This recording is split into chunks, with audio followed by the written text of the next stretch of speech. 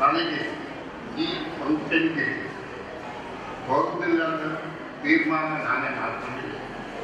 ಅಂತೂ ಅಡ್ವೊಕೇಟ್ ಆನಂದ ಮತ್ತು ಅವ್ರ ಮಿತ್ರರು ನಿನ್ನೆ ನಮ್ಮ ಮನೆಗೆ ಬಂದರು. ಅವರು ಬಗ್ಗೆ ಹೇಳಿದರು. ಅದ ನಂತರ ನಿನ್ನ ಥರ ನೆನಪಾಯಿತು. ಆ ನೆನಪಿನಿಂದ ಒಂದು ಉತ್ಸಾಹ ಬಂತು. ಆ ಉತ್ಸಾಹದಿಂದ ನಡೆಯಲಿಕ್ಕೆ ಆಗದಿದ್ದರೂ ಕೂಡ ಕಾಲಕ್ಕೆ ಒಂದು ಶಕ್ತಿ ಬಂತು. ಹೇಗಾದರೂ ಬಂದರೆ ಅದರ ನಂತರ ಕೂಡ ನನ್ನ ಹಳ್ಳಿಗೂ ಕೂಡ ಒಂದು ಸ್ವಲ್ಪ ಪ್ರೋಗ್ರಾಮ್ ಇದೆ. ಎಲ್ಲ ದರ್ಜೆಗೆ ಪ್ರೋಗ್ರಾಮ್ ಇದೆ. ಅಂದರೆ ಇದಾಗ ಭಕ್ತರಿಗೆ ಹೋಗ್ತಾರೆ. ಭಯಕಂದಾಗ ಒಂದು ಭಕ್ತನ ಹೊಂದರ್ತದೆ. ಭಕ್ತು ಏನು ದೊಡ್ಡ ವಿಶೇಷ ಅಂತ ತಿಳ್ಕೊಳ್ಳುವುದನ್ನು ಇರ್ತಲ್ಲ. ಭಯಕಂದಲ್ಲಿ ಕೆಲಸ ಮಾಡಿಲ್ಲ. ಈಗ ನಿಮ್ಮ ಉತ್ಸವ ನೋಡಿದರೆ ಅತಿ ಆನಂದ ಆಗ್ತದೆ. ಯಾಕೆಂದರೆ ನಿನ್ನೊಂದು ಇಚ್ಛೆ ಇದೆ. ನನ್ನ ಕುಟುಂಬ ಒಳ್ಳೆಯದಾಗಬೇಕು, ನಮ್ಮ ಬಂಧ ಒಳ್ಳೆಯದಾಗಬೇಕು, ನಾವು ಒಳ್ಳೆಯದಾಗಬೇಕು.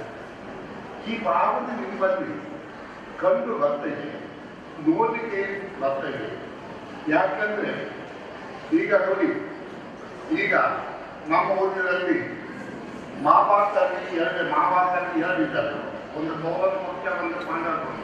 ಹಾಗೆ ನಮ್ಮ ಪಕ್ಷದ ಅರ್ಜುನ ಎನ್.ಟಿ. ನಾರಾಯಣ ಪೂಜೆ ಕೆಲಸ ಮಾಡ್ತಾ ಇದ್ದಾರೆ. ಅವ್ರು ಹೇಳ್ತಾರೆ ಏನು, ಎಲ್ಲಿ ಏನು ಕೆಲಸ ಆಗಬೇಕು ಕೂಡ ನಾನು ಅರ್ಜುನಾಗಿ ಎಂದು ಮನೆಗೆ ಸೇರಿಸಿ ಅಂತ ಹೇಳ್ತಾರೆ. ಅದು ಸರಿಯೇ. ಯಾಕಂದರೆ ಅದರಲ್ಲೂ ಬಂದ ಕುಂದಾಪುರ ಬಂದ ಮಾಡ್ತಾರೆ, ಇಲ್ಲಿ ಬಳಗೋದು ಹೋಗ್ತಾ ಇದ್ದಾರೆ, ಇಲ್ಲಿ ಕೂಡ ಬರ್ತಾರೆ ಎಲ್ಲ. ಮತ್ತು ಗುಜ್ಜಾರಿಯನ್ನು ಮಾಡ್ತಾರೆ. ನನ್ನ ಕೆಲಸ ಎಲ್ಲ ಸೋದರು ವರ್ಕ್ ಮಾಡ್ತಾರೆ. ಯಾಕೆ ಕೇಳಿಲ್ಲ ಅಲ್ಲ, ನನಗೆ ಇವಾಗ 2 ಹುಡುಗಿಯರು. ಆ 2 ಹುಡುಗಿಯರು ಬರ್ಬೇಕಂತ ನಾನು ಆನಂದ ಪಡ್ತೇನೆ. ಅದು ಒಳ್ಳೆ ಕೆಲಸ ಮಾಡಿದ್ರೆ ಒಳ್ಳೆ ಹುಡುಗ ಸಿಗ್ಬೋದ ನಾನು ಹುಡುಗಿ ಅಂತ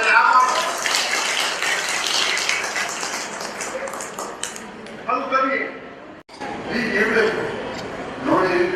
ಈಗ ನೀವು ನಗಾಡ್ತೀರಿ, ಆನಂದ ಬರ್ತೀರಿ.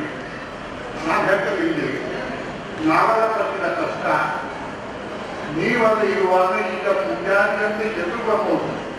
ನಾವು ಆ ಕಾಲದಲ್ಲಿ ಪೂಜಾರಿ ಅಂತ ಗಣಪತಿ ದೇವರ ಅಷ್ಟು ದೂರ ನಿಲ್ಬೇಕಿತ್ತು. ನಾವು ಅಲ್ಲಿಂದ ಇಲ್ಲಿ ಬರಬೇಕಿದ್ರೆ ಏನೆಲ್ಲ ಮಾಡ್ತೇವೆ. ಆದರೂ ನಾನು ಮಾತ್ರ ಹೆಸರು ಚೇಂಜ್ ಮಾಡಬೇಕು. ಏನು ಹೆಸರು ಹಾಕೋದು. ಆದರೆ ನಾನು ಆ ಹೆಸರು ಬರಲಿಕ್ಕೆ ತಯಾರಿಲ್ಲ. ನಾನು ಪೂಜಾರಿ ಕಮಿಟಿ ಹುಟ್ಟಿನ ಪೂಜಾರಿ ಹೇಳ್ತಿರ್ಬೋದು. ಯಾಕೆ ಪೂಜಾರಿ ಮೇಲೆ ಬಂದಂತ ನನ್ನ ಮನಸ್ಸು ಇತ್ತು.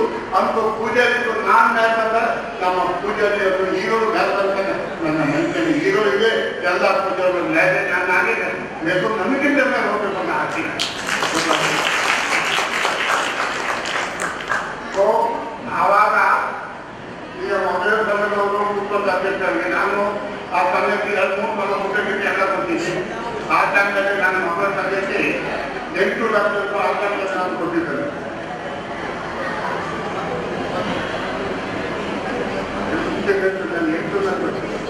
ನೋಡಿ, ನಮಗೇನು ನಾವು ಮೇಲೆ ಬರಬೇಕು, ಪ್ರತಿಯೊಂದು ಜನರು ಕೆಲಸದವರು ಮೇಲೆ ಬರಬೇಕು ಅಂತ ಆಸೆ.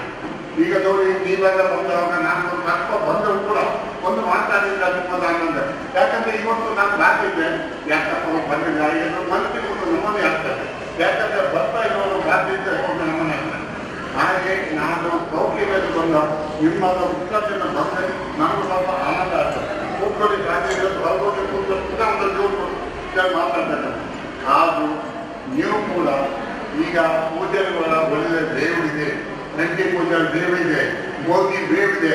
ಆ ಬೇವು ನಾಳೆ ಮೇಲೆ ಬರಲಿಕ್ಕೆ ಪ್ರಯತ್ನ ಮಾಡಿ ಮೇಲೆ ಬರ್ಬೋದು. ನೀವು ಕೂಡ ಮೋದಿ ಬೇವು, ನಂದಿ ಪೂಜೆ ಬೇವು ಅಂದ್ರೆ ಆ ಗಾಳಿ ಯಾಕಿದೆ ಅದಕ್ಕೆ ಮೇಲೆ ಹೋಗ್ತಾ ಇರ್ಬೋದು. ನಾವು ಯಾಕೆ ಮೇಲೆ ಬರ್ಬಾರ್ಬೋದು, ಯಾಕೆ ಮೇಲೆ ಬರ್ಬಾರ್ದು. ಮೋದಿ ಏನು ಉಚ್ಚಾರ ಮಾಡ್ಬೋದು, ಎಲ್ಲರೂ ಕಷ್ಟ ಮಾಡ್ಬೋದು. ಯಾರು ದೊಡ್ಡದಾದ್ಮೇಲೆ ನೋಡಿ ಭೂಲೋಕ ಯುದ್ಧದಲ್ಲಿ ಏನು ಹೇಳ್ತದೆ. ಅವನೇ ರಾಜನ ಮಗ, ಅವನೇ ನಿಶ್ಚಿತ, ಅವನೇ ಜೀವನ. ಒಂದೇ ಬುದ್ಧ. ಈಗ ನಾನು ನೋಡೋದು ಬೇಸ್ಬೇಕು ಮತ್ತೆ ತಮ್ಮೋರಿ ಅಲ್ಲೋ ನೋಡಿ. ಬುದ್ಧ ನಮ್ಮ ಭೂಲೋಕದಲ್ಲಿ ನಮ್ಮ ಹಿಂದೂಸ್ತಾನ ಹುಟ್ಟಿದ್ರು. ಇಲ್ಲಿ ಅವನಿಗೆ ಮಹತ್ವ ಇಲ್ಲ. ಹೊರಗಿನ ಊರಿನಲ್ಲಿ ಹೋದರೆ ಎಷ್ಟು ಮಹತ್ವ ಅವನಿಗೆ. ಬುದ್ಧ ಅವನೇ ರಾಜನ, ಅವನೇ ಬಿಟ್ಟಿದ್ದ. ಇಂದು ಅವನೇ ದೇವರು ಅಂದ್ರೆ ಅರ್ಥ ಮನುಷ್ಯನೇ ಬಿಟ್ಟಿದ್ದ, ಮನುಷ್ಯನೇ ರಾಜ, ಮನುಷ್ಯನೇ ದೇವರು. ದೇವರು ಯಾವಾಗ ಒಂದು ಬಿಟ್ಟಿದ್ದಲ್ಲ ಮನುಷ್ಯ, ದೇವರಿಗೆ ಮನುಷ್ಯನೇ ದೇವರ. ಇನ್ನೊಂದು ಬಿಟ್ಟು ಪ್ರತಿಯೊಬ್ಬರು ಮನುಷ್ಯನೇ ಆಗಿದ್ದರೆ ಬಂದು. ಆದರೆ ನೋಡಿ, ಬುದ್ಧ ಮಾಡತಕ್ಕಂಥ ಏನು ನಾವೇನು ಮಾಡ್ತೇವೆ. ಬುದ್ಧನು ಈಗ ಚೈನಾ, ಜಪಾನ್, ಕೊರಿಯಾ, ಥೈಲ್ಯಾಂಡ್ ಇವುಗಳಲ್ಲಿ ಏನು ಅವರ ಹತ್ರ ದೇವರಿದೆ. ಆ ದೇವರ ಸೇರಿದಂಥ ಬುದ್ಧನು ಜೀವ. ಯಾಕಂದ್ರೆ ಬುದ್ಧನು ಆ ಸಮಯದಲ್ಲಿ ಅಶೋಕ ಚಕ್ರವರ್ತಿಯವರು ಕಳಿಂಗನ ಮೇಲೆ ರಾಜ್ಯವನ್ನು ಮಾಡಿಕೊಂಡು ಇದ್ದಂತ ಅವರಿಗಷ್ಟು ನಂಬಿಕೆ ಹೇಳ್ತಾನೆ. ಏನಪ್ಪ ಈ ಗೆಲ್ಲಿಗೆ ಆಗ್ತದೆ, ಗೆಲ್ಲಿಗೆಲ್ಲ ನಾವು ಗೆಲ್ಲಿಲ್ಲ. ಆವಾಗ ಅವನು ರಾಜನಿಗೆ ಹೇಳ್ತಾನೆ, ಬಂದು ಬೇಕು ರಾಜನಿಗೆ ಬಂದು ನೋಡು. ಆವಾಗ ಅಶೋಕನಿಗೆ ಆವಾಗ ಅಶೋಕ ಚಕ್ರವರ್ತಿ ನೋಡುವಾಗ ಕಲ್ಲಿಂದ ಕಾಲಿಂದ ಹಿಂಗಿಂದ ಎಷ್ಟೋ ಇದೆಲ್ಲ ಪಾಪಗಳಾದರೂ ನಾನು ಗೆಲ್ಲುವುದಿಲ್ಲ ಗೆಲ್ಲುವುದಲ್ಲ. ಹಾಗೆ ಇದಕ್ಕಾಗಿ ನಾನು ಬೇಕಾಗ್ತದೆ. ಆವಾಗ ಮನಸ್ಸು ಬಹಳ ನೋಯಿತು. ಇಷ್ಟು ನನ್ನ ಲೆಕ್ಕದಲ್ಲಿ ಕೋಟಿಗಟ್ಟೆ ಜನರಿಗೆ ಕಾಲಿಂದ, ಕೋಟಿಗಟ್ಟೆ ಗಂಧೆಲ್ಲ, ಕೋಟಿಗಟ್ಟೆ ಕಲ್ಲಿಂದ ಹಾಕೊಂಡಾಗ ಅದನ್ನ ಓದಲ್ಲ ಕೊಡ್ತಾರೆ. ಆವಾಗ ಗೌತಮ ಬುದ್ಧನು ಅದೇ ಸಮಯ ನೋಡ್ತಾರೆ. ಈಗ ನಮ್ಮ ಊರಿನಲ್ಲಿ ಗದ್ದೆ ಒಳ್ಳೆ ಇದೆ, ಮಳೆ ಒಳ್ಳೆ ಗೆದ್ದೆಗೆ ಎಲ್ಲ ಗದ್ದೆಗಳಲ್ಲಿ ಮಣ್ಣು ಸರಿಯಾಗಿದೆ. ಅದೇ ಸಮಯದಲ್ಲಿ ಗೌತಮ ಬುದ್ಧನು ಕೋರಿ ಕರ್ಮವನ್ನು ಬೀಜ ಹಾಕಿದ್ದ. ಎಲ್ಲೇ ಕೊರಿಯಾ, ಚೈನಾ, ಜಪಾನ್ ಇಲ್ಲಿ ಬುದ್ಧನ ಬೀಜ, ಆ ನಮ್ಮ ಹಿಂದೂಸ್ತಾನ ಬೀಜ ಅವರ ದೇವರಿಂದ. ಆ ಬೀಜಕ್ಕೆ ಇವಾಗ ಫಲ ಕೊಟ್ಟು ಅದೇ ದೇವರು. ನಮ್ದು ಬೀಜ ಹಿಂದೂಸ್ತಾನ ಭಾರತ ಸರ್ಕಾರದ ಬೀಜ. ಅವರಿಗೆ ದೇವರಿಲ್ಲ, ಬರೇ ಮಣ್ಣಿರುವುದ. ಆ ಮಣ್ಣಿಗೆ ತಕ್ಕಾದ ಬೀಜ ತಗೊಂಡವ್ರಿಗೆ. ಯಾಕಂದ್ರೆ ಮಾವಿನ ಮರ ಇಲ್ಲದಂತ ಮಾವಿನ ಮರೆ ಅಲ್ಲ ಹಿಂದೂಸ್ತಾನ. ಹಾಗೆ ಅಲ್ಲಿನ ಬೀಜ ಅಂತ ಹೇಳಿದ್ರು ಗೌತಮ ಬುದ್ಧ ನಮ್ಮ ಬೀಜ. ಆ ನಮ್ಮ ಬೀಜ ತಗೊಂಡು ಅವ್ರಿಗೆಲ್ಲ ಇದು ಮಾಡಿದ್ರು. ನಮ್ಮ ಬೇಕು ಅದೇ ಬೀಜ ಕಂಡಲ್ಲ. ಅದಕ್ಕೆ ಸಮಯ ತಕ್ಕಾದ ನಮ್ಮ ಬೀಜದಿಂದ ಎಷ್ಟು ಜಲ್ದಿ ಆಗತ್ತೆ. ಯಾಕಂದ್ರೆ ಇದು ಸರಿಯಾದ ಬೀಜ ಹಾಕಿದಂತ ಇವತ್ತು ನಮಗಿಂತ ಹೆಚ್ಚು ಅವ್ರು ನಂಬ್ತಾ ಇದ್ದಾರೆ. ನಮಗಿಂತ ಹೆಚ್ಚು. ನಾನು ಮೊನ್ನೆ ಬಾಗಿ ಹೋದವಾಗ ನಂಬಿಕಿಲ್ಲ. ಬೆಳಿಗ್ಗೆ ಹೋದವರು ಮನೆಗೆ ಅದಕ್ಕೆ ಹಾಕಿ ಊಟಕ್ಕೆ ಇಟ್ಟಿದ್ದಾರೆ, ಸಂಜೆ ಹೋಗಿ ಊಟ ಇಟ್ಟಿದ್ದಾರೆ. ಆದರೆ 2 ಸಲ ಊಟ ಮನೆಯಲ್ಲಿ ಹಾಕ್ತಾರೆ. ದೇವರಲ್ಲಿ ಯಾವ ದೇವರು ನಿಂತಿಲ್ಲ, ದೇವರು ತನ್ನಿಲ್ಲ, ಮತ್ತೊಂದಿಲ್ಲ. ದೇವರು ತನ್ನಿಲ್ಲ, ಹೊರಗೆ ಹೋಗಿಲ್ಲ ಮಾಡಿ ಹೇಳಿಲ್ಲ.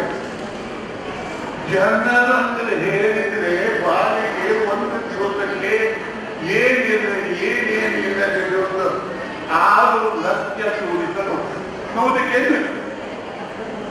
ಮೊನ್ನೆ ಇಲ್ಲಿ ಕಂಬೋಡಿಗೆ ಹೋಗಿ ಅಲ್ಲಿ ಏನು ನೋಡಿದ್ರೆ 6 ಲಕ್ಷ ಜನ ಒಂದು ದಿವಸಕ್ಕೆ. 6 ಲಕ್ಷ ಜನ ಅಂದ್ರೆ ಒಂದು ತಿಂಗಳಿಗೆ ಎಷ್ಟು, ಒಂದು ವರ್ಷಕ್ಕೆ ಎಷ್ಟು ಟೂರಿಸ್ಟು, ಎಷ್ಟು ಜನ ಆ ರೀತಿ ಹಾಗೆ ಬಂದು ಇದು ಕೇವಲ ಎಲ್ಲದಕ್ಕಿಂತ ದೊಡ್ಡ ಮೇಲೆ ದೇವರು. ನಾವು ದೇವರ ಮೇಲೆ ಇಲ್ಲದಿದ್ದರೆ ಏನು ಗೊತ್ತಲ್ಲ. ನಾನೇ ಒಂದು 2 ವರ್ಷ ಮತ್ತು ನಾನು ನನ್ನ ಹೆಸರು ಹೋಗ್ತಿದ್ದೆ.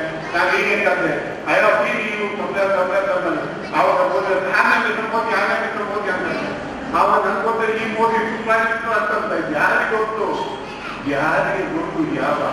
ಯಾವ ಮೂರ್ತನು ಯಾವನ ದೊಡ್ಡಿನ ಯಾರಿಗೆ ಬೇಕಿಲ್ಲ. ಒಂದು ಸರಿ ನಂಗೊಂದು ನೆನಪು ಬರ್ತದೆ. ಒಂದು ಮಾರ್ಕೆಟ್ನಲ್ಲಿ ಹೋಗುವಾಗ 8 ಮಂದಿ ಕರ್ಕೊಂಡು 5-6 ಹತ್ತರಲ್ಲಿ ಬಂದರು. ನಮಗೆ ಭಾಗ 5 ದಿವಸ ಬರ್ತಾರೆ. ಯಾರು ಅವರೆಲ್ಲ ತಲೆ ಇಟ್ಟಿದ್ದವ್ರು ಬಂದರು. ಅವ್ರು ಬೇರೆ ಬಾಗಿ ಬರ್ತಾ ಏನಾಗಿ ಹೋಗಿರ್ತಾರೆ. ಮಾರ್ಕೆಟ್ ಅಲ್ಲಿ ಬರ್ತಾ ಇಡೀ ಮಾರ್ಕೆಟ್ ಇದು ಮಾಡ್ತಾರೆ. ಅವ್ರಿಗೇನಿಲ್ಲ, ಅವ್ರು ಆನಂದದಿಂದ ಹೋಗುತ್ತೆ. ಅಂದ್ರೆ ಬಾಕಿ ಅವನೇ ಇಡೀ ಮಾರ್ಕೆಟ್ ಅಲ್ಲಿ ಹೋಗಿ ಮಳೆ ಹೋಗ್ತದೆ.